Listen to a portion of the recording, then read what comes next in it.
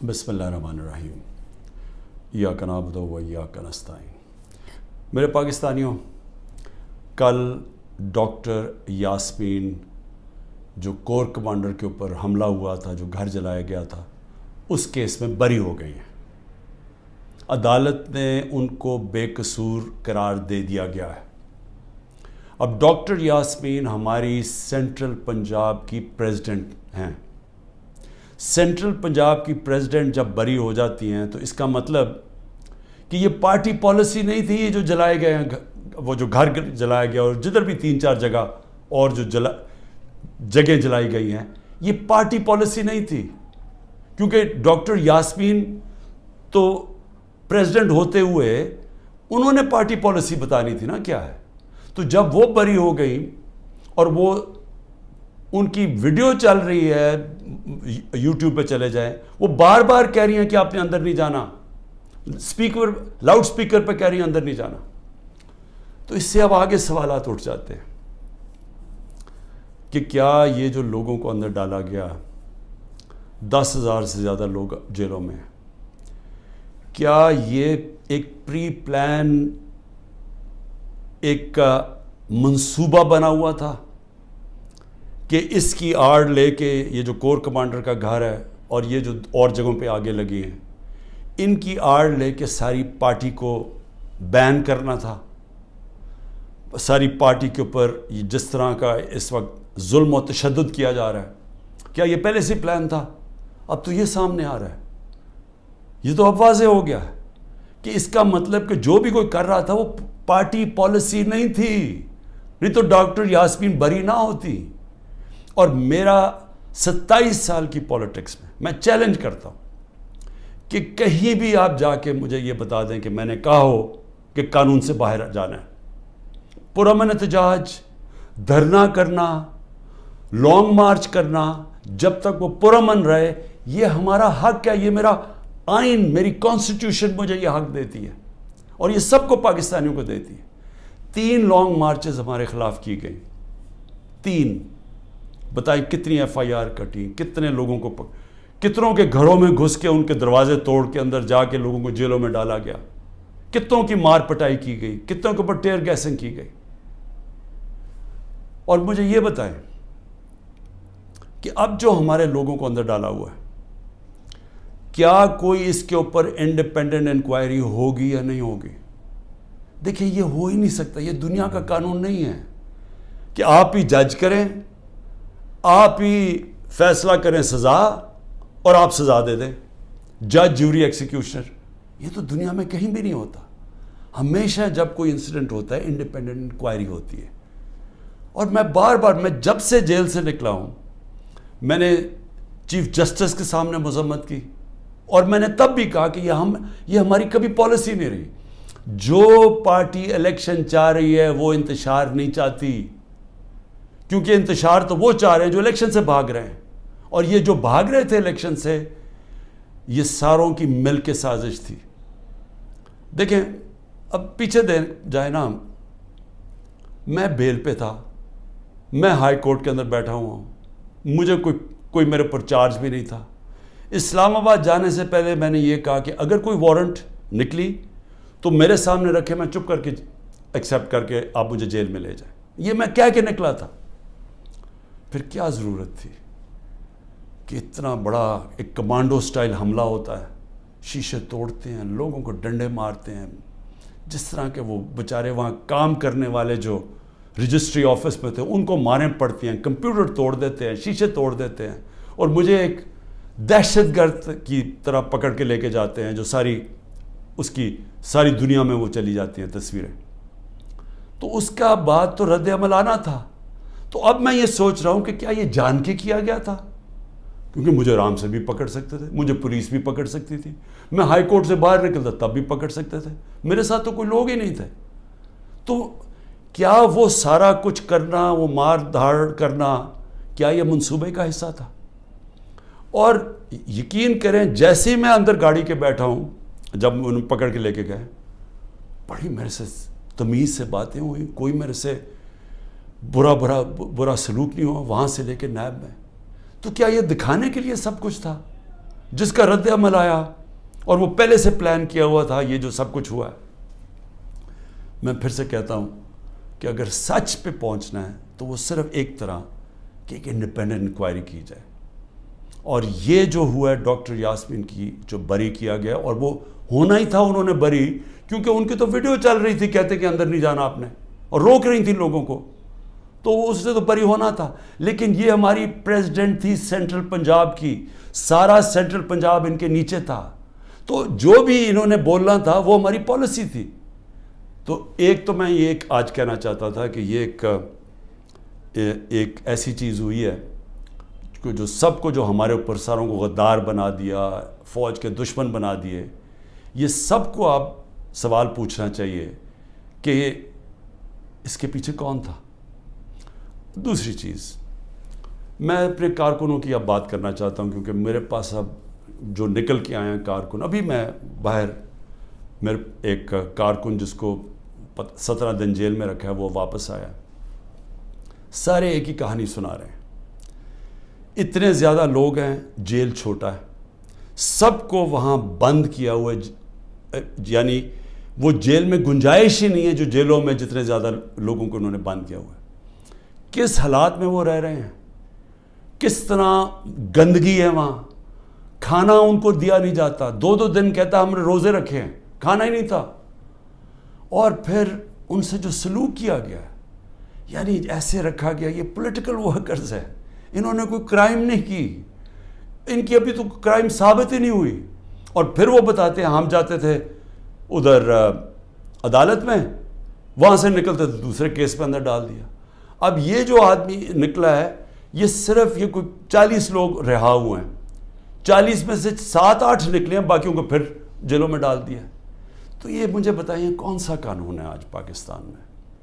میں یہ سوال پوچھتا ہوں کہ جو بھی آج حکمرانی کر رہے ہیں، کیا ان کو اندازہ ہے کہ یہ پاکستان کو کتنا نقصان پہنچایا جا رہا ہے؟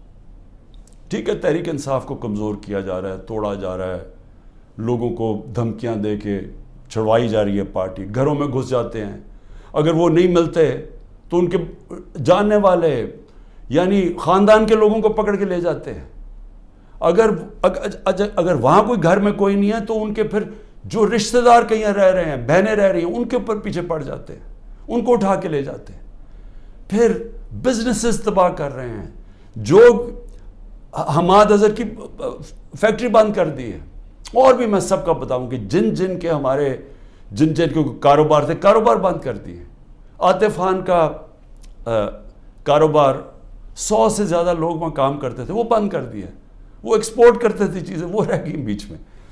تو یہ جو کیا جا رہا ہے، میں پھر سے یہ سوال پوچھتا ہوں کہ ہم پہنچ جا کدھر رہے ہیں؟ یعنی اس سے اچیو کیا ہوگا؟ تحریک انصاف کمزور ہو گئی، تحریک انصاف اتنی کمزور ہوگی کہ وہ الیکشن لڑنے کے قابل نہیں ہوگی. ملٹری کورٹس سیٹ اپ کیے ہیں ایک ہی وجہ سے کہ میرے کوئی بھی کیس کے اندر مجھے سزا نہیں ہو سکتی. سارے میں نے وکیلوں کے ساتھ سارے بوگس کیسز ہیں، تو آخر میں ملٹری کورٹ میں سزا دیں گے. یہ کھولے اس لیے کہ عمران خان کو سزا دی، چلیں جی میں جیل میں چلا گیا. اب آگے چلیں گے، اس کے بعد کیا ہوگا؟ اس کے بعد پوچھنے کی بات یہ کہ کیا پاکستان جو تیزی سے اس دلدل میں پھنستا جا رہا ہے، اس میں نکل جائے گا؟ کیا ہماری معیشت جو اس وقت کبھی اتنے برے حالات میں نہیں تھے جو آج ہے، کیا یہ جو مہنگائی پاکستان کی تاریخ میں سب سے زیادہ 12.4% تھی جب ہم اقتدار میں تھے 1 سال پہلے، آج وہ 38% پہ پہنچ گئی ہے. یعنی لوگوں کو تنخواہ دار طبقے کے لیے اب وہ عذاب آ گیا ہے اور آتا جائے گا. بجلی کے بل نہیں دیے جائیں گے ان سے، ان کو گھر میں جو کھانے پینے کی چیزیں ہیں جس کو سینسٹیو پرائز انڈیکس ہے، یہ 38% ہے، وہ 45% پہ پہنچا ہوا ہے. یعنی جو گھر کی کھانے پینے کی چیزیں، جو عام کچن آئٹمز ہیں، جو بجلی وغیرہ ہے، تو کیا یہ ٹھیک ہو جائے گا اس سے؟ کیا مجھے کوئی یہ آج بتا دے کہ تحریک انصاف چلیں الیکشن بھی ہار گئی، کیا یہی لوگ آئیں گے نا واپس جو ابھی اقتدار میں بیٹھے ہوئے ہیں؟ تو انہوں نے تو 1 سال میں ملک کو تباہی بیڑا غرق کر کے رکھ دیا. یہ جو اب تو جو فیکٹس اور سٹیٹسٹکس ہیں، اعداد و شمار، یہ تو چھپتے نہیں ہیں. یہ تو آپ سیدھی طرح پاکستان کی وہ اکنامک سروے دیکھ لیں، اس میں تماشا دیکھ لیں کہ کیا ہوا ہے. کہاں 2 سال ایوریج اوسط جو ہماری اکانومی بڑھ رہی تھی وہ 6% تھی. 6% کا مطلب یہ ہے کہ پاکستان کی تاریخ میں یہ وہ 2 سال تھے جدھر سب سے زیادہ معیشت اوپر جا رہی تھی. اور میں یاد کرا دوں جو پچھلی دوروں میں جب ایسے گئی ہے تو امریکی ڈالر آ رہے تھے. ایوب خان کے دور میں سیٹوں اور سینٹوں کا پیکٹ تھا, ہم ان کے ساتھ ملے ہوئے تھے, ہمیں ڈالر آ رہے تھے. ضیاء الحق کے دور میں ہم افغان جہاد کا حصہ بنے تھے, تب بھی ڈالر آ رہے تھے. جنرل مشرف کے دور میں 1-2 سال جو ترقی ہوئی تھی وہ ہم وار آن ٹیرر میں ان کے ساتھ ملے ہوئے تھے, تب بھی ڈالر آ رہے تھے. یہ باہر سے ڈالرز آنے کے بغیر ملک میں 6% اوسط ہماری جو اکنامک گروتھ ہوئی, اور یہ ایک شعبے میں نہیں ہوئی. زرعی جو ہم نے چینجز کیے, جو انسینٹیوز دیے, 4.5%, 17 سال کے بعد ہماری زرعی گروتھ ہوئی. ہماری جو لارج سکیل مینوفیکچرنگ تھی, جو اصل نوکریاں ہیں, وہ 17 سال کے بعد وہ اتنی تیزی سے بڑھ رہی تھی 10.4% پہ. تو جو انڈسٹری بھی بڑھ رہی تھی, ہماری زراعت بھی, جو پروڈکشن سینٹر سے بڑھ رہے تھے, پہلی دفعہ زور لگایا تھا ہم نے آئی ٹی کے اوپر, ٹیکنالوجی کے اوپر, جو 75% اس کی ایکسپورٹس بڑھ گئی تھیں, اور آگے انہوں نے اور آگے جا رہا تھا. بیرون ملک سے اوورسیز پاکستانی پیسہ بھیج رہے تھے. روشن ڈیجیٹل اکاؤنٹ میں $5 ارب آ چکا تھا, اور 1.5 سال کے اندر, اور تیزی سے بڑھ رہا تھا. یعنی بیرون ملک پاکستانیوں کا پیسہ آنا شروع ہو گیا تھا. بڑے پروجیکٹس تھے ہمارے, جس طرح وہ راوی سٹی, اس طرح کے بڑے پروجیکٹس میں اوورسیز پاکستانی کا ہم نے پیسہ لے کے آنا تھا. کیونکہ ابھی تو صرف گھروں میں گھر لیتے ہیں نا, وہ زیادہ سے زیادہ ریل اسٹیٹ میں, لیکن اصل جو پیسہ جب آپ پورا شہر بنا رہے ہیں اس میں اصل پیسہ آنا تھا, ڈالرز آنے تھے پاکستان میں. اور جو اگر یہ سندھ حکومت نہ ہمارا وہ پروجیکٹ بنڈل آئلینڈ کا ختم کرتی, بڑے بڑے اربوں ڈالر کی وہاں انویسٹرز تیار تھے آنے کے لیے, تو پاکستان میں ڈالرز بھی آ رہے تھے. اتنے زیادہ, جو آپ بڑے بڑے بزنس مین سے پوچھیں کبھی اتنے ان کے نفع ہوئے ہیں, بزنسز بڑھ رہی تھیں. تو ملک جب ترقی کر رہا تھا, اس کو جب اب یہاں پہنچایا ہے, اور ان لوگوں نے آ کے آج تباہی کے کنارے پہ کھڑا کر دیا ہے. نہ باہر سے انویسٹمنٹ آ رہی ہے, نہ کوئی پیسہ آ رہا ہے, نہ باہر سے کسی کو اعتماد ہے, نہ اندر سے. تو کیا انہوں نے ان کو اب آگے لے جا کے ملک ٹھیک کرنا ہے؟ تو میرا سوال 2 اور ہیں کہ ملک تو تب ٹھیک ہوگا جب رول آف لا ہوگا. جب تک ملک میں قانون کی حکمرانی نہیں آتی, کبھی بھی اس ملک کے اندر خوشحالی نہیں آئے گی, انویسٹمنٹ نہیں آئے گی. تو یہ تو ہم دوسری طرف چلے گئے ہیں. ہماری عدلیہ نے ایک بڑا ایک پہلے ہمیشہ اقتدار کے ساتھ چلتی تھی. ایک سجاد علی شاہ چیف جسٹس نے کوشش کی, ان کے اوپر پورا نواز شریف کا مافیا نے پورا ان کو ڈنڈوں سے اٹیک کر کے تو ان کو فارغ کر دیا, پیسے چلا کے. اس کے بعد ہماری عدلیہ کبھی آزاد نہیں تھی, یعنی کوشش بھی نہیں کی. پہلی دفعہ 2007 میں وکلا کی موومنٹ شروع ہوئی, چیف جسٹس کے ساتھ وکلا کھڑے ہوئے, آہستہ آہستہ قوم کھڑی ہوئی, اور پہلی دفعہ پاکستان میں امید ہوئی کہ ہماری عدلیہ آزاد ہو رہی ہے. اور عدلیہ نے اچھے فیصلے کیے, لوگوں کو اعتماد آنا شروع ہوا آہستہ آہستہ عدلیہ میں. وہ سارا کچھ آج تباہی کے کنارے پہ پھر سے پہنچ گیا. آج عدلیہ سہم گئی ہے, ان کو ڈرایا دھمکایا جا رہا ہے, ججز کو ٹیلی فونس کال جا رہی ہیں, ان کے اوپر ٹیپیں دکھائی جا رہی ہیں بلیک میل کے لیے, یا آپ کے ٹیپیں ہیں, یا آپ کے اوپر یہ کوئی کیسز بنائے ہوئے ہیں. وہ گھبرائے سہمے ہوئے ہیں. جو ججز کا ہم نے حالات دیکھے ہیں, وہ اس مشکل حالات میں بھی پوری کوشش کر رہے ہیں کہ قانون کے ساتھ چلیں, لیکن ان کے اوپر وہ پریشر ڈالا جا رہا ہے کہ وہ کام کریں جو کہ سارا وقت ہماری عدلیہ کرتی ہے, طاقتور کے ساتھ چلے جائیں.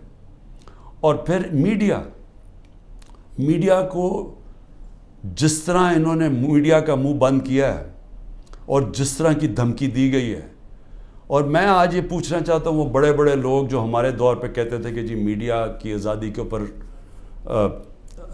ہم کوشش کر رہے ہیں وہ آزادی واپس لینے کے لیے, میں آج ان سے پوچھتا ہوں کہ آج وہ کدھر چلے گئے ہیں؟ آج کیوں نہیں آپ بول رہے؟ آج تو آپ کے اوپر وہ میڈیا کے اوپر کیا, یہ مارشل لاز کے اندر بھی نہیں ایسا تھا. مشرف کے مارشل لا میں بالکل اس طرح کی پابندیاں نہیں لگی تھی. آپ دیکھ لیں مشرف کا مارشل لا, یعنی میں اپوزیشن میں تھا, ہمیں پوری موقع ملتا تھا بولنے کا. آج تو نام بھی نہیں عمران خان کا کوئی لے سکتا, تحریک انصاف کا کوئی نمائندہ بھی نہیں جا سکتا. تو کدھر کی میڈیا کی آزادی؟ اور جمہوریت تو ہوتی ہے, جمہوریت کے پلر کیا ہوتے ہیں؟ سب سے پہلے فنڈامنٹل رائٹس پروٹیکٹ کرتی ہیں عدالتیں. جو ہمارے شہریوں کے فنڈامنٹل رائٹ ہے پرامن احتجاج کرنے کا, وہ ختم ہو گیا. ایک پولیٹیکل پارٹی کی اپنے جو ایکٹیویٹیز کرنے کے لیے جو اپنی جلسے کرتی ہیں, جلوس کرتی ہیں, وہ سب ختم ہو گئے ہیں.